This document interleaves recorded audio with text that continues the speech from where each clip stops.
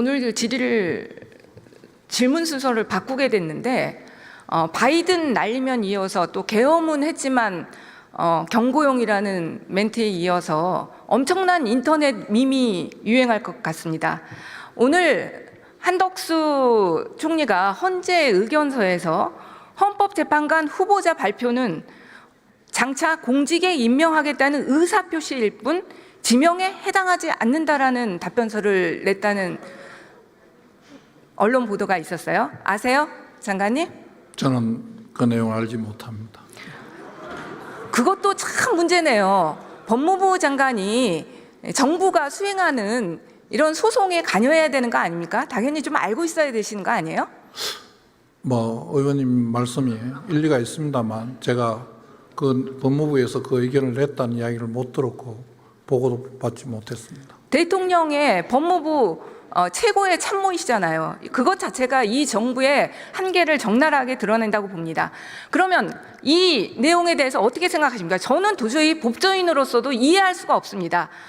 공직에 임명하겠다고 발표하는 것이 지명이지 지명이 아닙니까?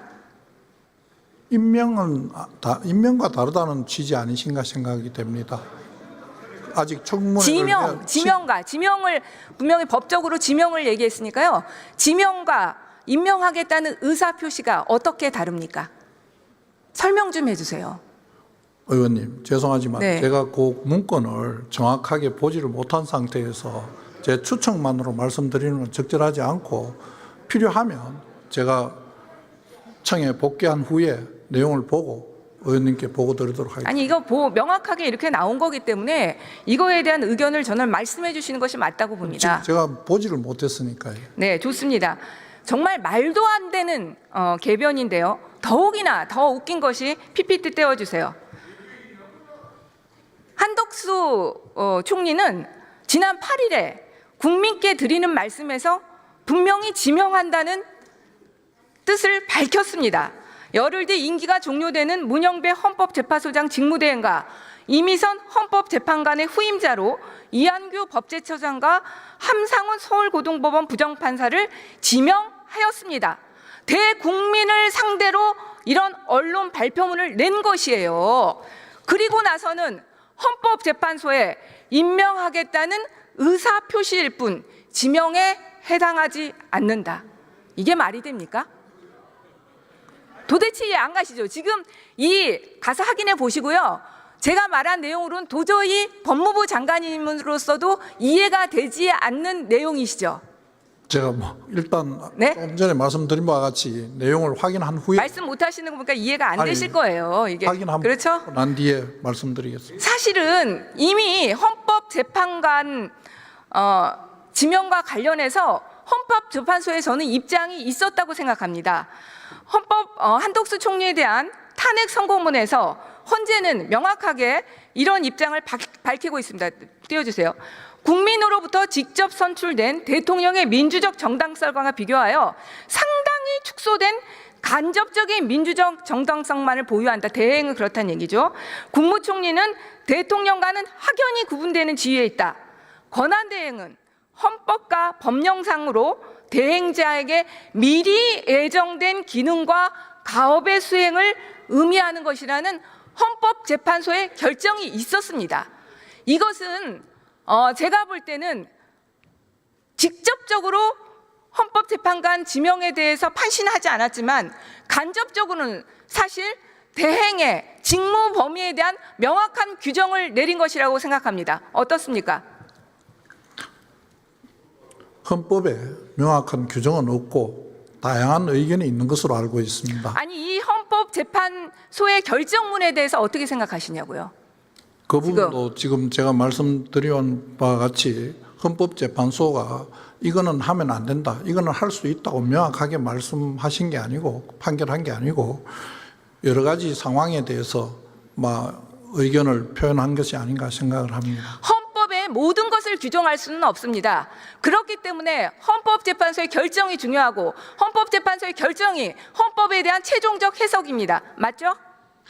구체적인 사건에 대해서 그렇다고 생각합니다. 그렇습니다. 그래서 여기 이미 권한 대행의 직무 범위에 관한 설시가 있는 겁니다. 미리 예정된 기능과 가업의 수행, 그것만 하라고 돼 있는 거예요. 그런데 그게 어느 정도까지가 미리 예정된 업무의 수행인지에 대해서 항상 논란이 있고, 지금 말씀하시는 부분에 현상 유지라는 부분도 과연 현상 유지가 어느 정도의 일을 현상 유지라고 할 것인지에 대해서는 논란의 여지가 있다고 생각을 합니다. 지명은 엄청난 일입니다. 대통령의 고유 권한으로서 지금 우리나라의 지금 현 정치 상황에서 헌법재판관 지명이라는 것은 대통령의 지위를 왔다 갔다 할 수 있는 엄청난 일이에요. 그것을 권한대행이 한다? 그것도 2명이나? 말이 안 되는 일이죠. 그리고 장관님께서 지난번에 사고와 거리는 달라서 가능할 수도 있다, 이런 식으로 답변을 하시다고 말씀드렸습니다. 하더라고요. 근데 좀 공부를 저는 좀 더 하셔야 될 것 같습니다. 헌법 교과서 어디를 뒤져봐도 권한대행이 헌법재판관 임명이 가능하다고 한 헌법 교과서를 찾을 수 없었습니다. PPT 띄워주세요. 장관님께서도 이 사법고시야 할 때 헌법 학자들 책 많이 보셨을 거예요. 그러니까 그 좀 오래된 순으로 제가 먼저 말씀드리겠습니다. 성낙인 헌법학 561조, 허영 헌법에 의해 462조, 김철수 헌법학식론 1482조, 허한중 간추린 헌법 417조, 김하열 헌법강의 876조, 박영철 헌법학개론 649조, 한수웅 헌법학 1259조, 최용기 헌법 590조, 심경수 507조, 장영수 헌법학 507조. 어떤 헌법 교과서를 살펴봐도 대행은 현상 유지적인 활동만 할 수 있게 되어 있다고 되어 있습니다. 더욱이 윤석열 탄핵과 관련해서 윤석열 쪽의 입장을 지지했던 허영 교수나 장영수 교수조차도 그렇습니다. 장영수 교수는 거기서 더 나아가서 거리 시의 경우에도 권한 대행자의 민주적 정당성이 취약한 만큼 권한 대행자의 직무 범위는 위기 관리를 위하여 필요한 최소한에 한정되어야 한다고 적시하고 있습니다. 저는 장관님께서 도대체 어디서 사과와 거리를 나눠서 대행의 업무 범위가 나뉜다고, 그러니까 그 헌법재판관 지명할 수 있다고 들으셨는지 모르겠어요. 의원님, 맨 마지막에 장영수 교수님 말씀하신 부분에 고리시에는 이렇게 할 수 있다, 고리시에도 이렇게 할 수 있다고 말씀하신 그 내용 자체가, 그건 뭐냐면요. 그 내용 자체가 거리와 사고를 구분해서 말씀하고 있는 겁니다. 그게 대통령의 고유 권한에 대한 것이 아닙니다. 그러니까요. 지금 말씀하신 내용이 사고와 거리 시에 업무 범위의 차이는 있을 수 있어요. 그러나 그것도 대통령의 고유 권한은 빼고 논의되는 것입니다. 그러니까요. 거리와 사고에 대한 부분이 나누어서 설명하시는 헌법학자들도 계십니다. 제가 아는 몇 분도 계시고요. 그리고 지금 거리와 사고 때문에 이렇다고 하는 게 아니고 그런 입장도 있는 것으로 안다고 제가 말씀을 드렸고, 더군다나 헌법재판소는 입법, 행정, 사법 세 부에서 세 분씩 추천해서 헌법재판소 재판관을 구성하도록 되어 있는 것으로 알고 있습니다. 국가 수반으로서 하는 부분은 입법과 사법부에 추천한 사람을 임명하는 내용이고, 그 외에 행정부 몫으로 하는 것은 반드시 대통령 자격으로 하는 것이라기보다는 행정부 수반으로서의 역할도 있는 것이다. 제가 그렇게 말씀드린 바가 있습니다. 대통령의 고유 권한입니다. 지금 법무부 장관님께서 좀 더 헌법을 저는 공부하셔야 된다고 생각합니다. 저는 헌법재판소의 결정이 오늘이나 어제 내려질 수도 있었다고 생각했어요. 그런데 안 내려지더라고요. 그래서 왜 안 내려지나 궁금했는데 오늘 이 답변서의 내용을 보니까 이해가 가더라고요. 윤석열 탄핵 사건에서도 말도 안 되는 절차적인 요건과 이런 것들을 주장을 해서 그것을 헌법재판소에서 다 다루다 보니까 시간이 걸렸습니다. 마찬가지로 이 가처분 사건도 이런 말도 안 되는 의사표시일 뿐 지명에 해당하지 않는다, 이런 주장들을 해대니까 저는 헌법재판소에서 시간이 걸린다는 생각이 들고요. 저는 가처분 인용 결정이 내려질 것이라고 생각합니다. 헌법재판소 결정이 내려지면 당연히 그 결과는 존중하시죠? 헌법재판소 결정은 그 자체로 존중을 받아야 된다고 생각을 합니다. 네, 만약에 가처분이 인용되면 좀 법무부 참모로서 너무 역할 잘 못하고 계시다고 생각하시고 반성 좀 하시기 바랍니다. 저도 저 역할을 할 수 있게 권한 정지를 안 시켜주셨으면 한 4개월 동안 열심히 했었을 텐데 저 너무 억울했습니다. 근데 장관님 정말 그 말하실 자격은 없다고 봐요. 내란죄와 관련해서도 아니 제가 무슨 내란을 했습니까? 아니요. 그러니까 제가 얘기한 건 내란죄 가담 여부를 떠나서요. 장관님이 제가 뭘 했다는 국조특위에 나와서 한 내란죄에 대한 법률적인 해석이나 그런 부분들에 대해서 보면요, 도저히 제가 볼 땐 잘하셨을 거라는 생각이 전혀 들지 않습니다. 그런다고 증거 없이 탄핵을 할 수 있습니까? 자, 다른 주제로 질문하겠습니다. 여기 하세요. 대통령한테 얘기를 했어야죠. 법무부 참모로서의 역할 너무 못하셨다고 생각하고요. 자, 그다음에 윤석열 전 대통령은 지금 내란죄 말고도 범죄 종합 세트입니다. 너무나 많은 범죄 의혹들이 불거지고 있고 빠른 수사가 필요하다고 보입니다. 우리 당에서 윤석열 측근 비리 의혹을 찾아봤더니 100가지가 훌쩍 넘어요. 그냥 뭐 빨리 넘겨주세요. 너무 많으니까. 근데 이 중에서도 공직선거법과 관련해서는 빠른 수사가 필요하다고 생각합니다. 왜냐하면 공소시효가 지금 4개월 정도밖에 남지 않았어요. 그건 동의하시죠? 예. 네, 4개월 전에 이 공직선거법 빨리 끝내야 됩니다. 근데 그 공직선거법과 관련해서 너무 또 여러 가지 사건이 있어요. 지금 명태균 게이트 관련해서 공천 개입과 정치자금 문제가 있고, 주가 조작, 도이치모터스 주가 조작 관련 허위사실 공표 문제, 그리고 불법 등록되지 않은 불법 선거 캠프 문제가 그렇습니다. 보통 우리가 공직선거법 수사할 때 신고되지 않은 선거사무소 운영이 밝혀지면 당선 무효용이 내려지죠. 보통 일반적으로요. 그거 제가 다 찾아봤어요. 양형에 장관님. 대해서 제가 뭐 일률적으로 말씀드리는 수사해 보셨잖아요. 이중 사무 등록수소는 굉장히 공직선거법에서도 중대한 범죄입니다. 그렇죠? 선거법에 중요하지 않은 내용은 없습니다. 양형 찾아보세요. 그것도 다 당선 무효용이 내려지는 사건입니다. 그런데 강남 에아랑 건물에서 불법 캠프가 차려졌다는 사실은 장관님도 보도를 통해서 보셨죠? 그런 논란이 있는 것으로 알고 있습니다. 잘 아실 거예요. 왜 그러냐면 이게 정상명 검찰총장 사이 건물 아닙니까? 근데 장관님이 모르신다는 게 말 되겠어요?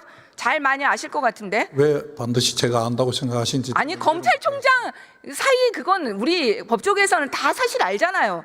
지금 건물주 김방흥, 김용식은 선거 당시 윤석열에게 1,000만 원 고액 후원했고, 또 김용식은 윤석열 결혼지대 했던 정상명 전 검찰총장의 사이입니다.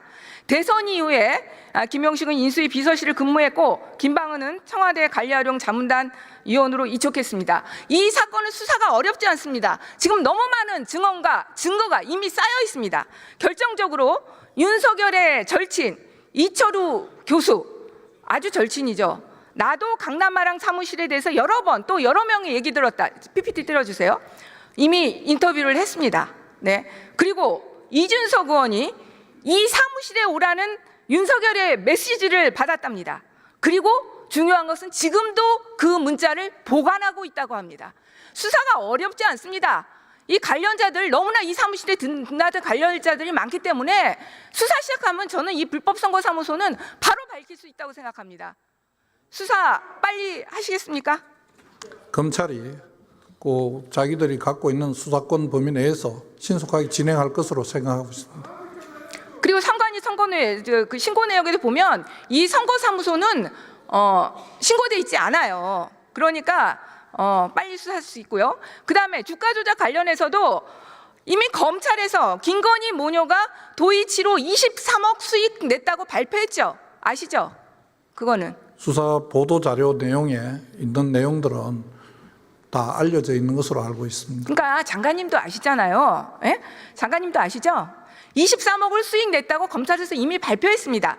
그런데 윤석열 대통령은 그 당시에 가논클럽 토론회에서 손해났다 이렇게 전 국민을 상대로 얘기했고, 또 경선 토론회에서도 한 4달 정도 맡겼는데 손실났다 이렇게 얘기했습니다. 그리고 제 기억에는 통장까지 들고 나와서 언론에서 손해났다 이렇게 했던 기억이 있습니다. 너무나 증거가 명확한 사건입니다. 이거는 불러서 수사하면 바로 더 이상 수사할 것도 없어요. 불러서 조사하고 기소하면 되는 사건이에요.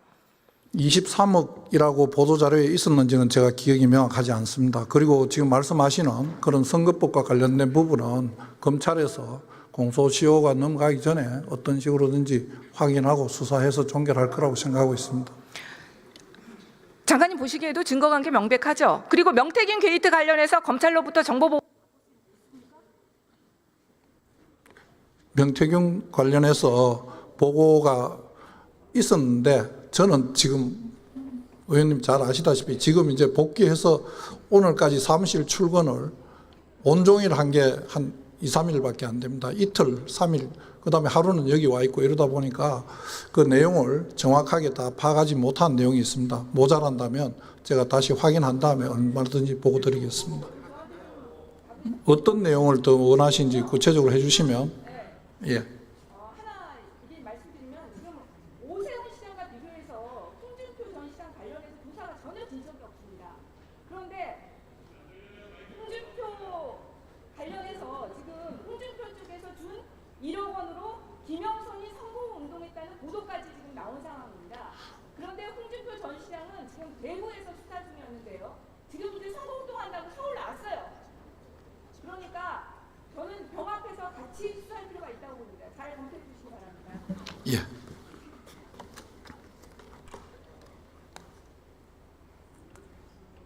끝났습니까? 예.